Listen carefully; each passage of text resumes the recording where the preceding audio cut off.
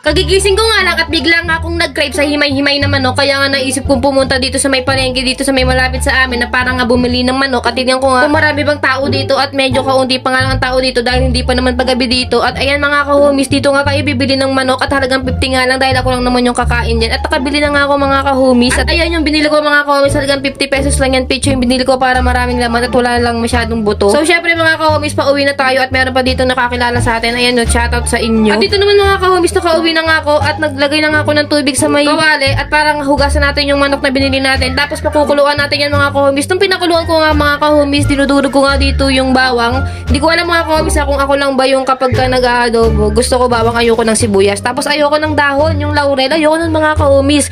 Kaya hindi rin ako mahilig sa may pares. Share ko lang sa inyo kasi ayoko ng star anise. So para sa akin lang yun mga kahumis, huwag kayong magalit. At ilagay ko nga dito medyo sa may rep para nga medyo lumambig kasi hihimayin ko siya eh. Di ang init, di ba? Nainitin yung kamay ko. At habang pinalalamig ko nga dito yung manok, may nagpa-picture dito. So, ayun nga, may shoutout sa dalawang to na nagpapa-picture. At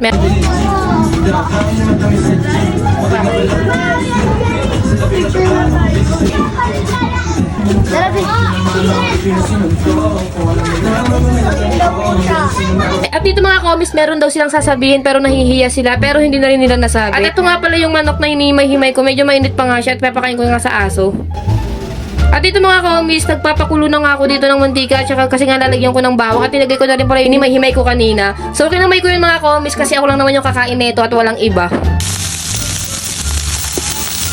So, hinalo-halo ko na nga dito mga kamis. Kumukulo na rin siya sa may toyo na nilagay ko. So, nalagyan na rin siya ng suka. At tinakpan ko na rin siya. At pagkabukas mo, meron din pala dito sili na maanghang guys. Ewan ko, ako lang ba yung mahilig sa maanghang? Ewan ko kung kayo rin. Pero kung kayo, edi kayo. So, ayun mga kamis, naglagay na nga ako dito ng kanin. At meron na dito, paliliguan natin siya ng pastil. Uy, pastil pala tawag dyan mga kahumis, no?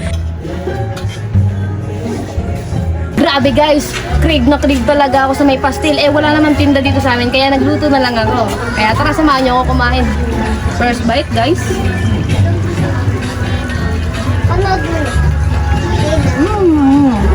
Grabe, ang galing ko pala magluto. Sabi iba ito. Ewan.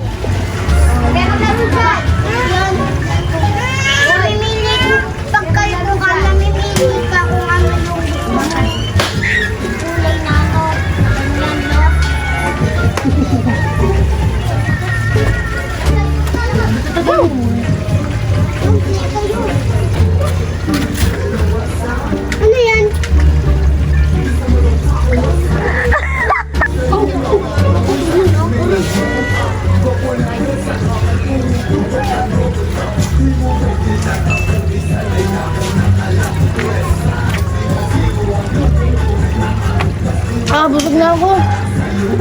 Yun yun na lang. Cut mo na. O sa mga tuloy kayo. Hindi na babe.